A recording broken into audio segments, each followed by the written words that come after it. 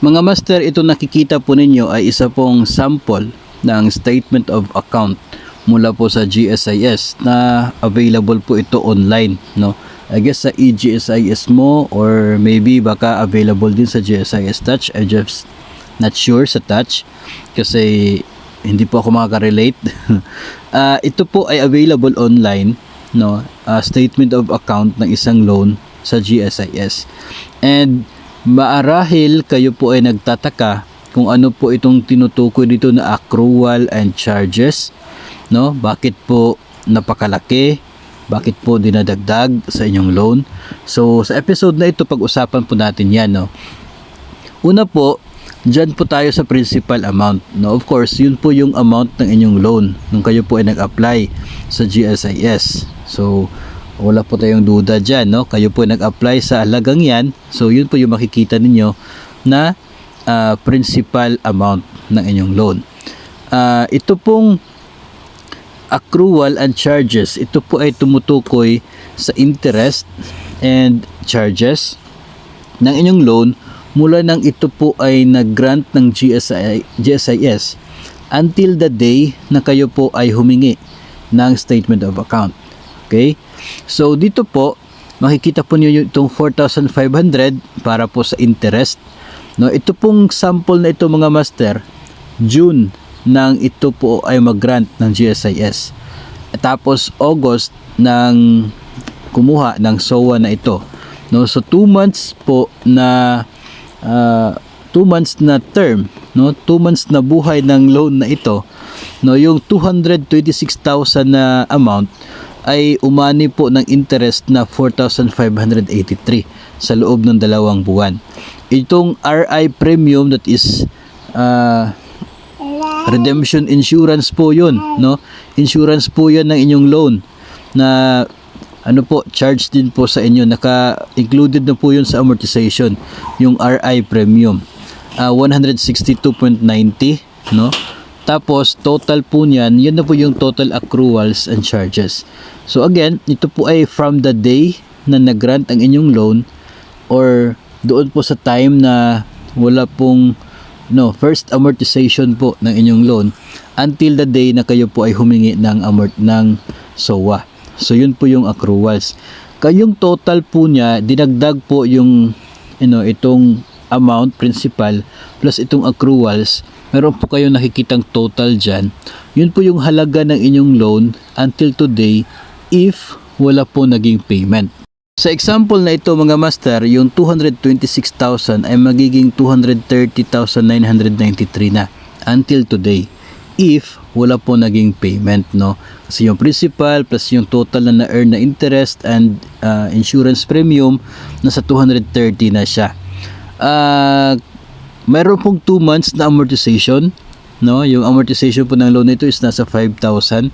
Kaya po mayroon siyang less dito na payment, monthly remittance. Okay, monthly remittance 10,100. Kasi equal po 'yan sa 2 buwan na amortization ng loan na ito, no. So doon po sa ito po yung nakadeduct sa inyong sahod, no, times 2 dahil 2 months kaya 10,000. So iles po yung total dues na 230 tapos yung payment na 10,000, 220 outstanding balance. Yung outstanding balance na tinutukoy dito mga master ha, ito ay doon po sa principal amount ng loan, no. Hindi po ito nangangahulugan na ito na talaga yung balance ng inyong loan kahit po months after, no. Ito ay balance doon lamang ito sa principal, no. Kasi the following day, kinabukasan, ito pong interest dito sa accruals natin, madadagdagan po yun, no. Interest for 1 day. Every day po tumataas po yung interest na yun, no. Okay, don't tell me na very bad si GSIS dahil dyan kasi it's also happening sa inyo po mga PLIs. The same is true with them, no. Every day meron po yung interest just in case na kayo po ay magbayad over the counter, meron po tayong interest talaga yan na computed. So the same is true kahit po sa ang lending po yun, meron talaga yung daily charges ng interest na tumataas po yun. So dito kung bukas po, ipagpabukas yung paghingi ng SOA, tataas po yung 4,500 na interest accruals, no? Pero magiging baliwala na rin po yun kasi the moment po na mag-remit ng panibago na naman na amortization, so madadagdagan naman ito magiging payment. So liliit na naman yung balanse ng inyo pong loan. So tataas po ng tataas yun na sa accrual kasi hahaba po yung term, no? From the first amortization until sa paghingi po ng SOA. So kung 1 year after ka humingi ng SOA, of course, mas mataas yung kanyang accruals na nandun, no? Kasi yung ang total interest ng inyo pong loan from the day na ito po ay nagsimula until sa pagkuha po ninyo ng SOA. So normal po na tataas yun. Pero tumataas din naman yung kanyang payment dahil yun po yung lahat ng mga amortization na nakadidak sa inyong payslip na na-remit sa GSIS, no? So yung magiging outstanding balance, principal amount lamang po yun.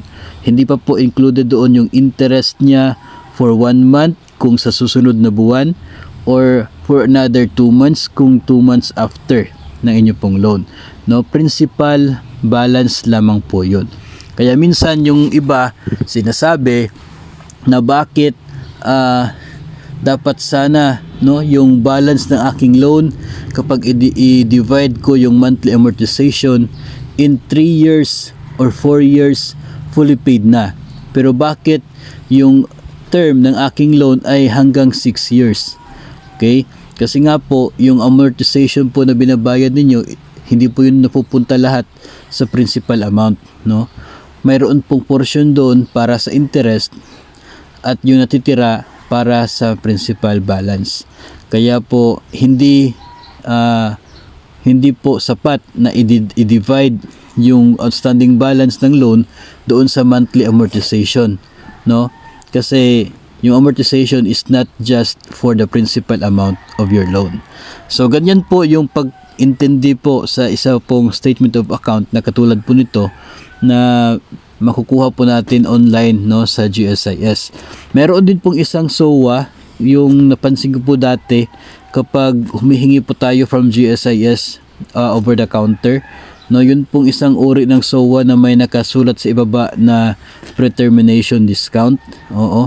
Mayroon po tayong episode po, I guess medyo matagal-tagal na rin, na kung saan atin din pong in-explain kung paano po intindihin yung nilalaman ng SOA na yon and paano po ma-determine na talagang na-remit sa GSIS yung lahat ng payments ninyo using that SOA, no? So siguro po baka makita nyo po yun, if hindi po sa Facebook, baka sa YouTube po natin para po mas maintindihan. And if ever meron po makapag-send sa atin ng kanya pong statement of account, yung meron pong pre-termination discount, no, pwede po dating magamit din, with your permission, magamit for explanation po natin para mas maintindihan po, no? Don't worry, hindi ko po ipapakita yung pangalan yung other details, tanging yung mga figures lamang po ng loan balances and payments, no? Wala pong pangalan na makikita at gagamitin po natin just to explain kung paano po natin maiintindihan yung nilalaman ng statement of account na yon.